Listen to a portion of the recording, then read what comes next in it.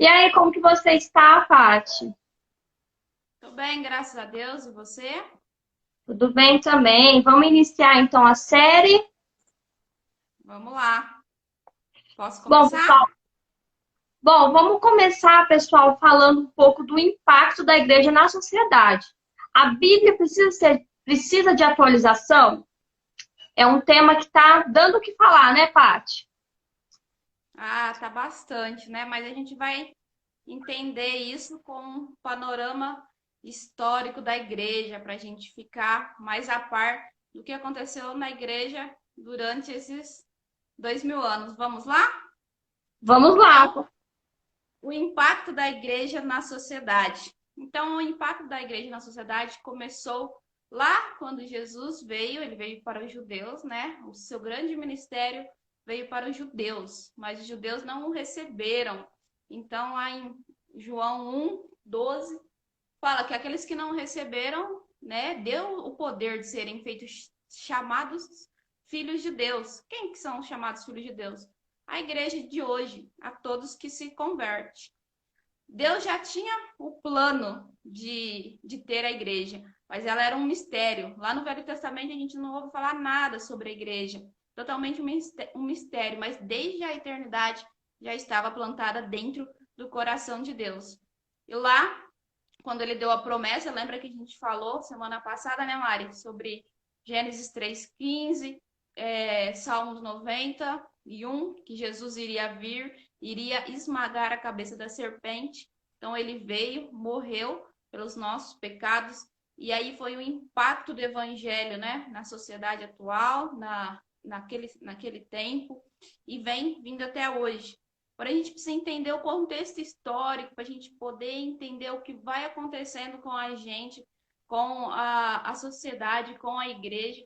E o mais incrível é que a Bíblia nos dá esse panorama, nos dá essa visão de futuro. A Bíblia ela é mais atual do que o jornal de amanhã. A gente pode falar isso com convicção. Então, a grande comissão, ela foi dada lá em Marcos 16:15, que diz, Jesus diz, ide por todo mundo e pregai o evangelho a toda criatura. Lendo aqui o segundo versículo já, que quem crer e for batizado será salvo, mas quem não crer será condenado, né? Aquele que crê tem a vida eterna, mas aquele que não crê em Cristo, ele será mandado para o inferno, porque é uma decisão dele. Deus nos dá uma decisão. Vamos falar isso um pouquinho mais para frente sobre a decisão. E Atos 1:8 que diz, né? Jesus diz também, um pouquinho antes da ascensão dele para o céu: mas recebereis o poder que há de vir sobre vós do Espírito Santo, e serei minhas testemunhas, tanto como em Jerusalém, como em toda a Judéia e Samaria, e até os confins da terra. Ou seja, o evangelho era para ser pregado no mundo todo. A nossa Jerusalém é onde nós estamos. Eu aqui em Brodowski, a Mari em Batatais. Então, essa é a Jerusalém dela. Judeia já é o nosso estado. Samaria já é o nosso país. E os confins da terra são o mundo todo. Só que a Bíblia também fala de igrejas específicas. Lá em Apocalipse 2:3 tem as igrejas da Ásia Menor. E o que são essas igrejas? Jesus Cristo está falando com elas ali, mas ela também é uma visão da história da igreja desde a era apostólica até os dias de hoje. Por isso que eu falo que a Bíblia é mais atual do que o jornal de amanhã. Então, temos essas 7 igrejas da Ásia. Então, vamos começar com a primeira igreja, que é a igreja de Éfeso, a igreja do primeiro século, a igreja dos apóstolos, onde os apóstolos lá começaram a fundar as suas igrejas, e teve essas igrejas da Ásia, que é Éfeso, Esmirna, Tiatira, Filadélfia, Laodiceia. Eu acho que eu esqueci alguma aí, mas são essas as igrejas. A igreja do primeiro amor, igreja apostólica. Já não era mais uma religião como todas as outras que o império estava acostumado a ter. Que império? O império romano que dominava naquela época. Não tinha problema em ter nenhuma religião. Eu falei um pouco disso semana passada na nossa série, o impacto do evangelho. Mas que os apóstolos faziam? Eles pregavam a Cristo morto, mas ressuscitado. E isso incomodava os apóstolos. E aí, que começou? Os apóstolos não, incomodavam os imperadores. E aí, começou a acontecer as perseguições, porque já não tinham mais gente querendo entrar nas religiões deles, as religiões pagãs. E aí, com essas perseguições, chegaram a matar pessoas, né? Matar os crentes. Os crentes tinham que se esconder dentro das catatumbas, eram escondidos ali. O evangelho não podia ser pregado em praças, não podiam ter essa comunicação que a gente tem hoje. Falar de Jesus Cristo era totalmente proibido. Quem achasse crente podia matar. Não era caça às bruxas, era caça aos crentes. E aí começou essas perseguições. E com essas perseguições começou o sangue dos mártires virar semente da igreja. Então a tática de Satanás perseguir, vamos acabar com os crentes, não deu muito certo, não. A igreja foi crescendo, ela foi se espalhando. O apóstolo Paulo, lá nas suas cartas, eles falam sobre as suas viagens missionárias. Então, isso não o abalou. Então, a primeira igreja foi a igreja de Éfeso, a igreja que significa desejável, igreja dos apóstolos. Então, você ia para a igreja lá, você ia encontrar Paulo, encontrar Tiago, encontrar os outros, João, apóstolo aí, que conviveram realmente com Cristo, as testemunhas oculares de Cristo.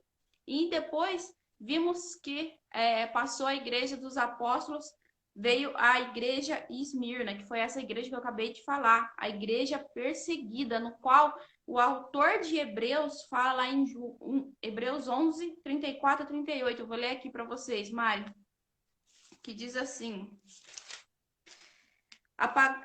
vou começar do 33. Os quais pela fé subjugaram reinos, praticaram a justiça, obtiveram promessas, fecharam a boca dos leões, apagaram a violência do fogo, escaparam do fio da espada, foram feitos fortes na fraqueza, foram valentes em batalha, puseram em fuga os exércitos estranhos. As mulheres receberam seus mortos trazidos novamente à vida. Outros foram torturados, não aceitando seu livramento, ou seja, eles não decidiram negar Cristo para se livrar da morte, eles aceitaram seu julgamento, foram torturados, não aceitando seu livramento, para que pudessem alcançar uma melhor ressurreição. E outros foram testados com escárnios, zombarias e açoites cruéis de fato, além de cadeias e prisões. Eles foram apedrejados, cerrados ao meio, tentados, mortos ao fio das espadas, vaguearam sem destino, vestidos em peles de ovelhas e de cabras, sendo destituídos, afligidos e atormentados, dos quais o mundo não era digno. Eles peregrinaram errantes pelos desertos e montes e pelas covas das cavernas da terra. E com esse sangue dessas pessoas mortas, começou a igreja. Já começou lá, né, em Atos 1:8, mas foram essa semente. A segunda igreja que temos aí, então vemos que a igreja de Éfeso impactou a sociedade de forma boa, mas lá no fim, se a gente ler Apocalipse, Jesus está dando uma disciplina para ela, que ela tinha deixado o primeiro amor. Como eu e a Mari, a gente estava conversando sobre os nossos testemunhos, eu cresci num lar evangélico, então é muito mais fácil eu deixar o primeiro amor, que é o amor de Cristo, do que a Mari, se converteu, né, Mari? Faz quantos anos? Desde 2014 que eu sou convertida. De 14, então dá 6 anos aí, né? Quase 7 anos. Então, a Mari tem aquele amor no coração por almas, amor pelo evangelho, pela palavra de Deus. E aí é muito mais difícil ela deixar esse primeiro amor do que eu, que já estou acostumado. Mas não podemos deixar. Jesus vem e disciplina a gente. E aí, depois da Esmirna, a igreja perseguida durante 300 anos, até 323, veio Pérgamo, que foi a igreja que se uniu com o Estado. Foi um dos piores erros. Então, a igreja já impactou negativamente. Veio Constantino, o imperador, e falou: larga a mão, vamos parar de caçar os crentes, agora vai todo mundo virar crente, todo mundo tem que ser crente. Começaram as igrejas a abrir novamente, podia ter suas reuniões, seus cultos, porém teve a grande prostituição espiritual. Já não tinha mais aquele amor, estava tudo como hoje, tudo morno, estava todo mundo já mais acostumado. Constantino teve uma visão lá e aí ele achou que deveria parar essa perseguição e realmente abrir os cultos novamente. Porém, essa foi a tática de Satanás. Agora ele mudou a tática dele. Vamos agora liberar os cultos. Está todo mundo liberado. E nessa união com o Estado nasceu a igreja de Tiatira, a igreja papal. Vocês estão conseguindo entender? Está conseguindo entender aí, Mari, tá? Relembrando a história aí, que realmente, se a gente ler aqui no Apocalipse, é que não dá para ler os 2 capítulos inteiros, mas realmente é o que aconteceu com a igreja durante os séculos aí, durante 2000 anos de história. Então, a igreja papal, ela foi uma prostituição. Por que papal? De papa. Culto, né, aos mortos, cultos aos santos, batismo de crianças. Isso começou, não era. Na igreja de Cristo não tem isso. Liturgias, as indulgências. Eu não sei se a Mari chegou a assistir na escola o filme de Lutero. Eu assisti o filme de Lutero, minha professora de história passou. E o que eram as indulgências? Eles pediam dinheiro para orar pelos mortos e para construir a Basílica de São Pedro. E isso daí, os mortos eles não necessitam de oração. Os mortos são outro estado ali, ou a condenação eterna, ou a vida eterna. Aí já não resta mais orações. E aí veio essa prostituição espiritual e a igreja impactou o mundo de forma negativa. Porém, lá em 1500, começou outra igreja, a igreja de Sardes. 95 teses de Lutero. Lutero começou a ler a Bíblia. Ele era um padre, um monge ali, né, da Igreja Católica, e ele viu que, peraí, tá errado, a salvação era pela fé, batismo de criança, o evangelho não falava de batismo de criança, não falava de culto aos santos, os apóstolos, eles não receberam adoração. Lá em, eu não lembro se foi Atos, mas Paulo, ele recebe adoração e ele fala, não, somos homens iguais a você, não tem isso de adoração. E aí começou as 95 teses de Lutero que ele pregou na igreja católica lá na Alemanha. E ele falou que todo camponês, toda a pessoa simples devia ter a Bíblia, porque a igreja católica, né, que era a igreja realmente de Cristo, mas com prostituição, essa prostituição espiritual, ela se degenerou e hoje realmente ela não é o corpo de Cristo, mas eles não deixavam que as pessoas tinham a Bíblia. Os cultos eram feitos em latim, as pessoas não tinham esse conhecimento. A Bíblia, como é hoje, aqui, ó, a minha, a Mari tem a dela, todo mundo pode ter. Não tinha, somente as pessoas da igreja. E aí Lutero lutou também por isso. Esse foi uma das lutas de Lutero. Toda pessoa deve ter a Bíblia.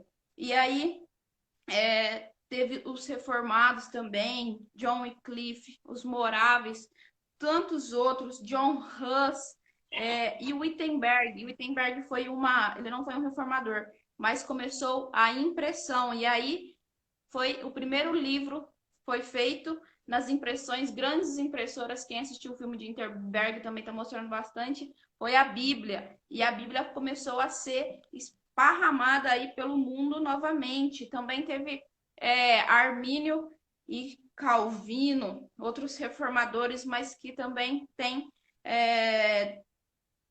heresias aí nesses pensamentos de Armínio. Armínio com a perca da salvação e Calvino que todos somos destinados. São heresias também que veio junto. Depois, uma das últimas igrejas Filadélfia, eu falei bastante sobre Filadélfia semana passada, os grandes avivamentos missionários, com a Europa incendiada pelo Evangelho, com Hudson Taylor, M. Carmichael, William Carey, David Livingstone e tantos outros missionários. E aí veio essas faíscas e um pouquinho de Lutero e começaram a incendiar a Europa e o mundo inteiro com o evangelho. África foi evangelizada, China, Índia, Brasil, tantos outros países, até a Europa mesmo, né, com John Wesley e Charles Wesley, os irmãos Wesley, que também combateram os falsos ensinamentos da Igreja Católica. E aí chegamos na nossa última igreja, que é a igreja de Laodiceia, a igreja que estamos hoje, a igreja morna. Jesus fala, tudo não é nem não é nem quente nem frio, é morno. A água morna, quando você toma, dá o quê? Vontade de vomitar. Jesus Cristo quer vomitar. Por quê? Porque estamos um pé no mundo, um pé na igreja. Ecumenismo mundial. Todas as religiões levam a Deus. A Bíblia atualizada, deuses de si próprios. E dando uma palhinha aí, Bíblia atualizada, já tinha falado isso no meu vídeo, a Bíblia não precisa ser atualizada, que precisa ser, as pessoas precisam se converter. A Bíblia, ela é fiel em todos os sentidos, ela foi inspirada por Deus, lá em 2 Timóteo 3,16, Deus mesmo escreveu ele inspirou os autores humanos para se inscrever. Aí, Mari, já te perguntaram assim, mas como que eu vou acreditar numa Bíblia que foi escrita por homens, né? Aí eu pergunto, se fosse pro cachorro, você ia acreditar? Muito mais difícil, né? Então a gente precisa realmente acreditar. E somente pela fé a gente pode acreditar. Uma dos problemas de Laodiceia também, o evolucionismo. A Mária provavelmente acompanhou muito isso nas nossas escolas, né? Faculdade. Nós viemos de um macaco, lá em Romanos 1 fala que o ser humano trocou o Deus vivo por adorações a animais mesmo, né? Ele usa outra palavra lá de quadrúpedes, mas é animais. Da onde que diz que o ser humano, um corpo perfeito, seria uma evolução? Jamais. Existe um Criador, existe alguém por trás. Os textos lá que o pastor René fala sobre que a Bíblia precisa ser atualizada, e fala sobre escravo. A Bíblia, existe uma frase que diz: todo texto fora de contexto é pretexto. Pretexto para quê? Para heresia. Então, no último tempos, a gente ia ter muitos falsos pastores, lobos que realmente introduzirão essas falsas doutrinas aí para a gente realmente sair. Então, a tática do diabo hoje, as pessoas estão achando que a tática do diabo hoje é fechar as igrejas por causa da pandemia. E não é, não. Não é, não. Ele realmente quer que as pessoas estejam dentro da igreja para realmente ouvir esses falsos pastores, ouvir essas falsas doutrinas. A tática dele não é fechar a igreja. E quanto mais gente tiver na igreja, mais falsas doutrinas ele pode incluir. Porque hoje é bonito ser evangélico, não é feio mais igual antigamente. Você é crente, nossa, ninguém queria saber, nossa, evangélico eu também sou, nossa, eu vou na igreja e tal. É muito bonito.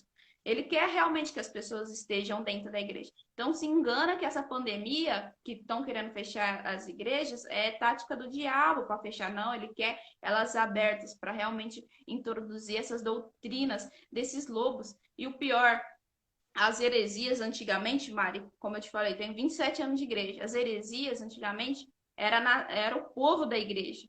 Hoje a gente está vendo heresias dentro do próprio pastorado, está vindo em cima dos púlpitos, são os pastores que estão com heresia.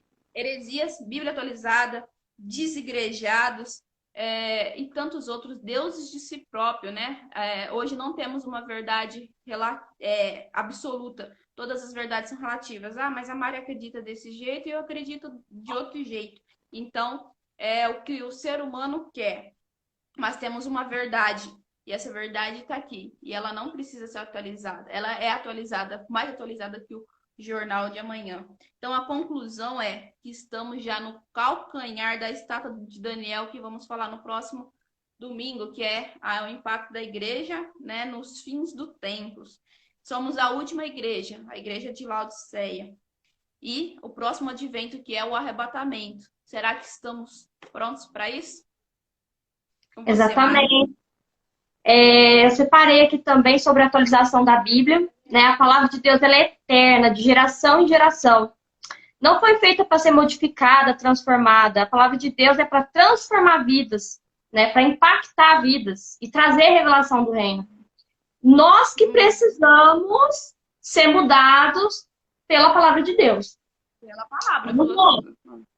E lá em Hebreus 13, 8 diz: Jesus Cristo é o mesmo, ontem, hoje e para sempre. Ele não muda, desde o princípio até o fim dos tempos, né?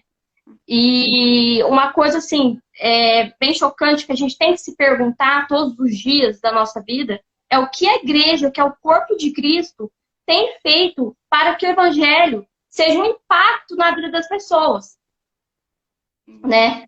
Esse dia eu tive uma experiência com uma cliente minha, que conversando, né? E ela falou que ela é evangélica também, e começou o assunto.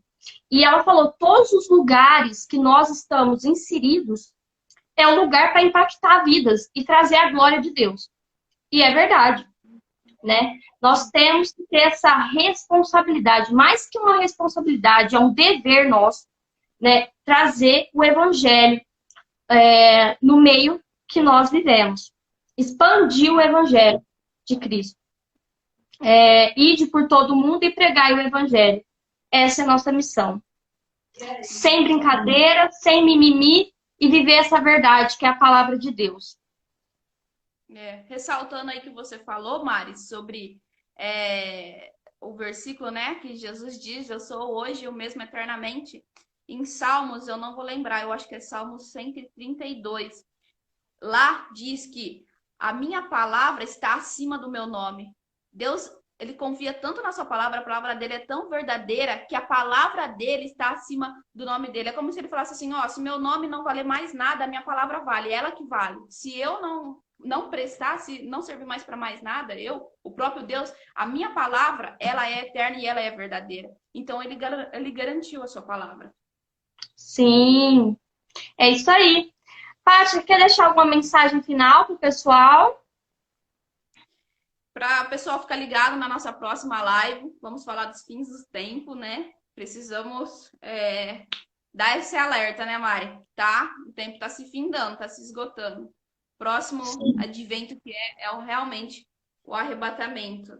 E aí, quantos estão prontos para isso? Não acho que Jesus não está para voltar, não. Ele está realmente às portas. Estamos aí, as trombetas estão soando e logo a igreja vai subir com Cristo. E quem não for salvo vai ficar. Será que você que está ouvindo a gente aí quer ficar?